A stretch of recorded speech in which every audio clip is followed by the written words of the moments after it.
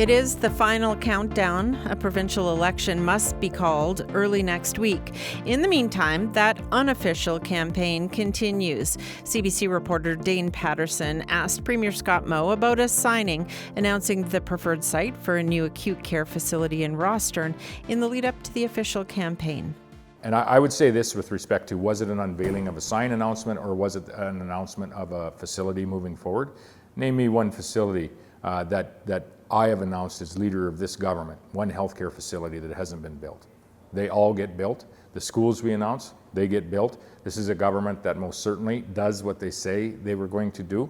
I think back to pre-2007, I think there were 6, maybe 7 announcements for a Humboldt hospital. The NDP never did build that hospital, we did. And so we're +1 on the announcements. We've built every healthcare facility that we have committed to, plus we built one of theirs. That's Scott Moe speaking yesterday. The opposition leader has also been busy this week. Following it all, 2 political watchers. Jeremy Symes is the Saskatchewan correspondent for the Canadian Press, and Murray Mandrick is a political columnist with the Regina Leader-Post, and they both join me now in studio. Hi, guys. Good morning. Good morning. Jeremy, what have the government and the opposition been announcing this week? Sure. So, the big one this week was on health care. So the opposition NDP under Carla Beck announced $1 billion more for health care. It would be used to hire more staff, fill some of the vacancies we see for frontline services. It would change a lot of the positions from part-time to full-time, she says, is what she would do. She says the Saskatchewan Party has not been doing a good job on healthcare and that the NDP would do a better job, so please vote for us. At the same time, on the same day, the government had its own healthcare announcement. Health Minister Everett Hindley was also in Regina, providing us all an update on the 2-year action plan that the government announced 2 years ago. So he says the government has spent $300 million into healthcare, hired 253 physicians, is changing a lot of these nursing positions from part-time to full-time. People are using the benefits we have, and that he says the government's plan is working. That was the big one. We also saw Carla Beck yesterday in Regina talking about what she'll do for the business community. And the government also had its own announcements, lots of them. Schools in PA and Saskatoon, some economic stuff, how we're doing a lot more investments there, and just a report too on not supporting the emissions cap from the federal government. Murray, what stands out to you? Oh, nothing at this point, to be honest with you.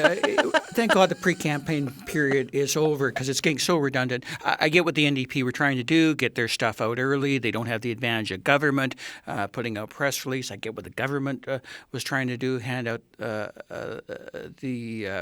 basically talk about their record, blah, blah, blah.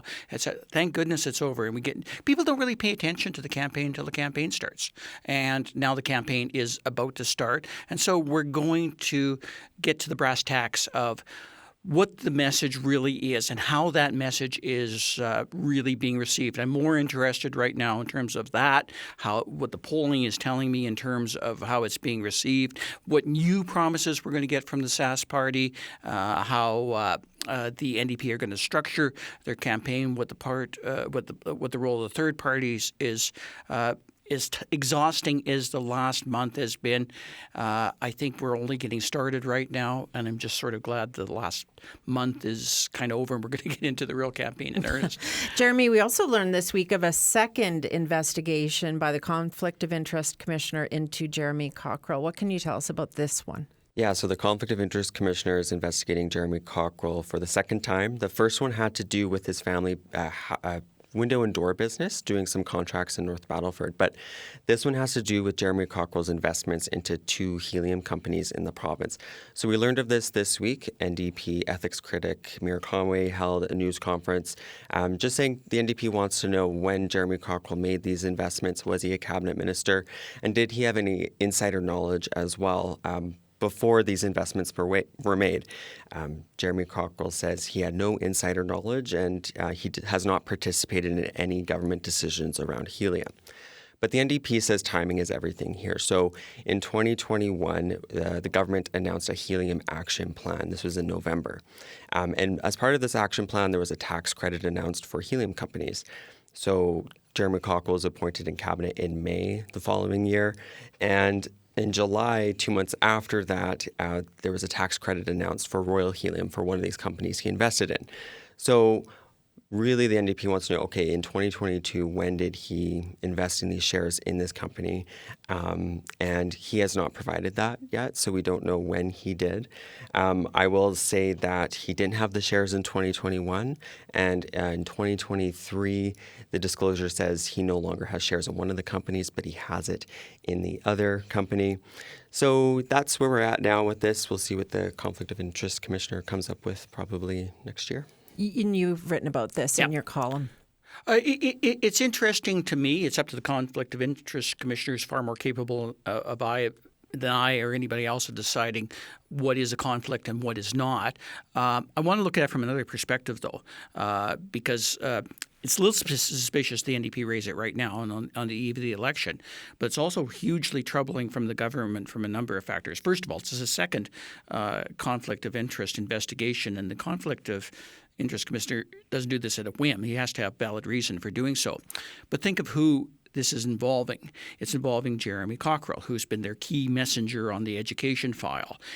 If you look at their key messengers, it's been Jeremy Harrison on most things, and he ran into his series of troubles related to carrying a gun into the legislature that for reasons still explained. Their other key messenger for Scott Moe has been Bronwyn Eyre on the pronoun bill, on Saskatchewan First Act.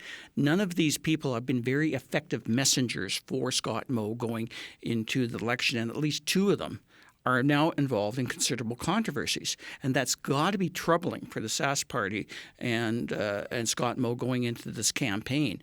And I think it's perhaps a critical and maybe somewhat overlooked factor as to who Scott Moe is relying on and who is around him now. No longer it's Dustin Duncan or Donna Harpower or Don Morgan. There were pretty good messengers for Scott Moe in terms of delivering pre-campaign messages as to how successful Saskatchewan was doing.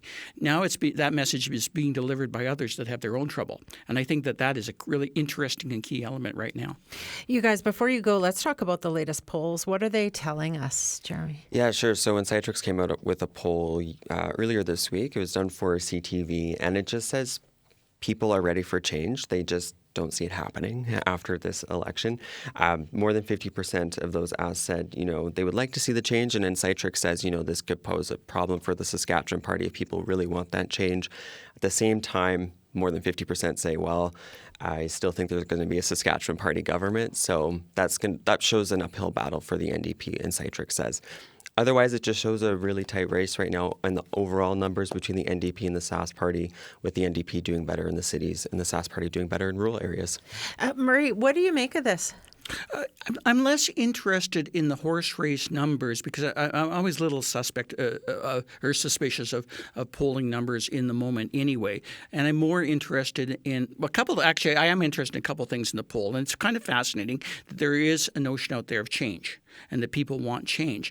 Even more fascinating is that most people think the Sask Party are going to win anyway. A majority think the Sask Party is going to win anyway, and that's got to be telling the NDP something.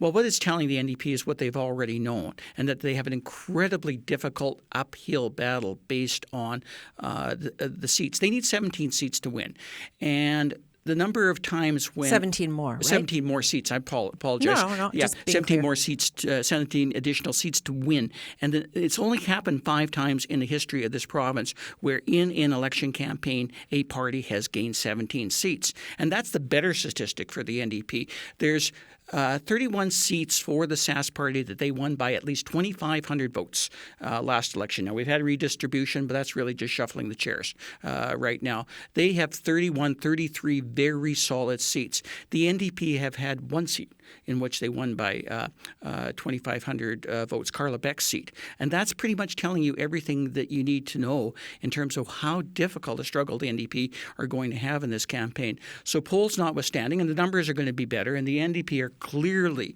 going to pick up seats, probably double-digit seats or quite possibly double-digit seats. But that still doesn't leave them close to the 17-plus that they need to gain to win power. Thanks, you guys. You're welcome. Thank you. That is Murray Mandrick, who writes a political column in the Regina Leader-Post, and Jeremy Symes, a Saskatchewan correspondent with the Canadian Press here in Regina. We talk provincial politics every Friday, and then we turn things over to you. Morning edition at cbc.ca.